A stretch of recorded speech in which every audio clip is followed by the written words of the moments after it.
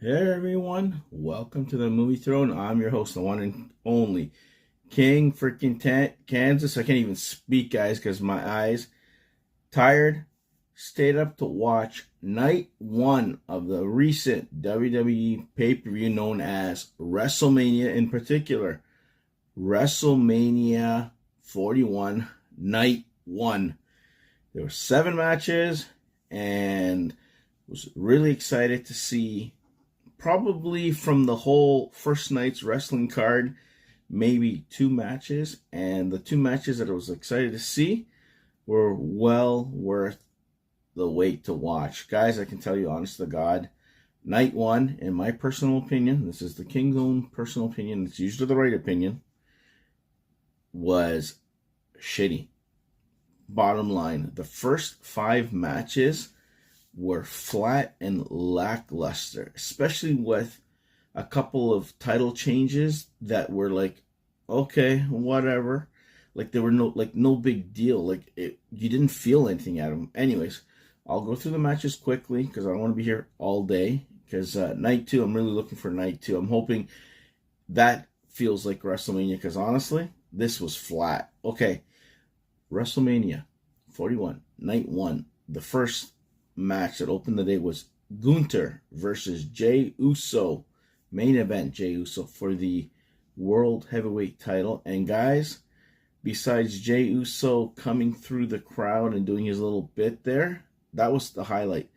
During the match, it was boring. Like, honest to God, I was like, okay, a couple of chops back and forth, the typical whatever, but nothing to whatever. And even the finishing way that Gunther ends up losing, and Jey Uso's the new champion, was saying he won the title, but it was like even the crowd, I don't know, it just was like, okay, whatever. Like I was expecting a more of a better finish, but we didn't get it. So that was that first match. That was the first one out of the gate, and for me, it was like, whatever, okay. Anyways, the second match, from what I can see here, was for the World Tag Titles. It was the War Raiders versus the New Day, which, spoiler alert, I don't care what I have to say. If you guys haven't watched it, it's your fault. The New Day won, and I knew they were going to win. And even then, even when they did win, the way they won, of course, obviously, they somewhat cheated or whatever the hell they did, and they end up winning the titles. It was like, okay, another title change. And I was like, okay, I really didn't want that match, but we got it, and they won. And I was like, okay. So for me, 0-2 on the level of excitement meter, okay? Third match after that was, oh my god, I can't even read my own writing here. Oh, Jade Cargil versus Noami. Guys, I was expecting a beatdown. We got a little bit of a beatdown, but not as much as a person who got her career almost, ended by Noami. Didn't do enough damage, and even there, it was a lot of like blotchy. It wasn't. I guess there wasn't a proper flow. You can kind of see Jade was a little off or something, which threw Noami off, and it had its little moments up there lessening, and she kind of like stepped into little spots so you could see things. There wasn't a proper flow. Like you noticed what they were doing, and you noticed that it felt more fake. And Jade won that one. We knew she was gonna win, but it was just very blotchy. It was like, really, I don't know. Her catching her a couple of times, jumping off the ropes or whatever, it was like, okay, whatever. I was really expecting a street fight kind of thing, but didn't get it. So 0-3 in the excitement meter. The next one was LA Knight versus Jacob Fatu. I was kind of looking forward to that, which is pretty cool. The entrances was good, but like I said, Jacob Fatu ends up winning it. People getting beat up, slaps, whatever the hell, cool. His triple flips to end up beating LA Knight. Okay, that was probably the best part of the match, but it wasn't enough to kind of say, you know what? Oh my God, this was a good match. It was like, a decent match, but I still would give it an 0-4 overall excitement count. The next one was, oh my God, let's see if I can read this. My own writing. Oh, El Grande Americano was supposed to be against Rey Mysterio, but apparently Rey Mysterio couldn't fight because he was injured. So who steps in? Rey Fenix. And once I heard that, I'm like, no, I'm out. Don't want to watch it. I knew 100% that Americano was going to win. You know, Chad Gable under the mask, but nobody wants to know. Does what he normally does. Put the steel plate in his head. Rey Fenix kicks him. Looks like he broke his foot. And then he ends up headbutting him a couple of times. And he ends up putting it in. The opening was kind of okay, whatever. A little cheesy coming out in that old traditional shot, you know, 1920s look, whatever the hell. And they kind of did a little bit of him there. And I'm like, whatever. Even that match was like, so-so. You know, a little bit better than what we got in the other ones. But yeah, in my personal opinion, 0 for 5. Okay, the 6th match is where things picked up. You had Charlotte Flair versus Tiffany Stratton for the women's WWE title. That was pretty cool. Tiffany's entrance was pretty cool. She was in 3 little boxes on stage that looked like coming out of a package of a Barbie thing. She came out in a Barbie outfit. It looked like a pink thing. She comes in, and of course Charlotte Flair has to come out last, you know, outdo her. Comes out in a Bentley, gets out, and she does her little twirl, and she kind of looked like what she normally does with that peacock little outfit there or whatever. And then the match started, and I'm telling you right now, that was, up to that point, the match of the night, fighting back and forth, exactly what I expected, flips there, cutting back and forth.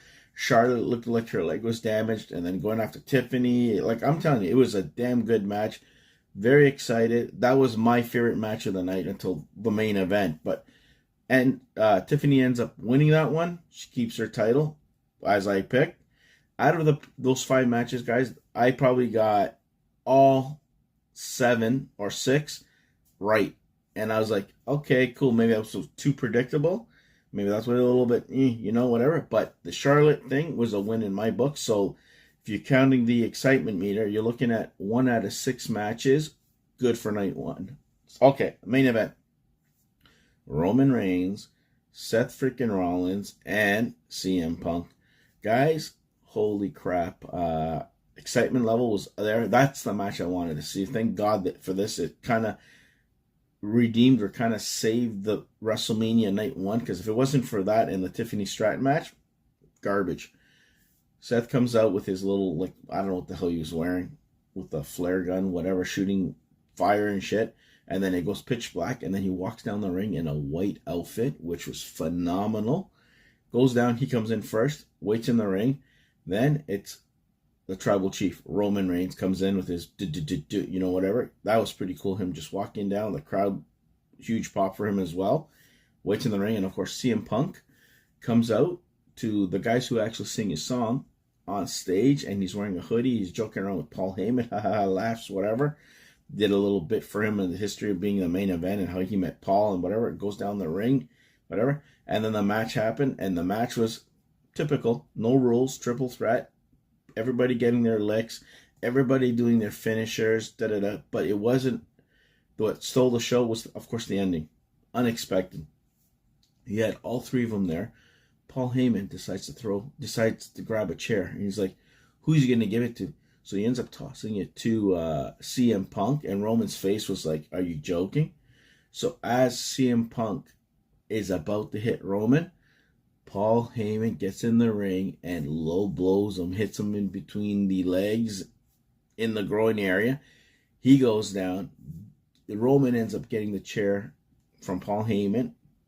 Roman's laughing, haha, he chose me. Roman hits him a couple times, beats him. And then, you know, now Paul Heyman has the chair and he gives it back to Roman. Now they're going after Seth.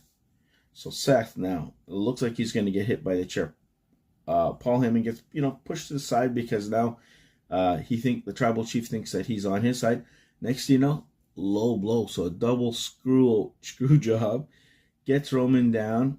Hands Seth Rollins the chair. Seth lays a couple of chair beatings. Does his head stomp. Whatever the hell. 1, 2, 3. Seth wins.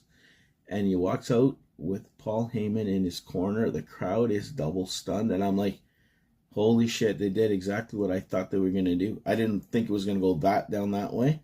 But I knew Paul Heyman might side with Seth. And that's what happened. They end up leaving WrestleMania. And that was night 1, guys. And yeah, so 2 out of 7 matches. not my favorite WrestleMania so far. Night 1, this Night 1, shit. I hope Night 2 redeems the rest of WrestleMania, because honest to God truth, there was no surprises, nothing.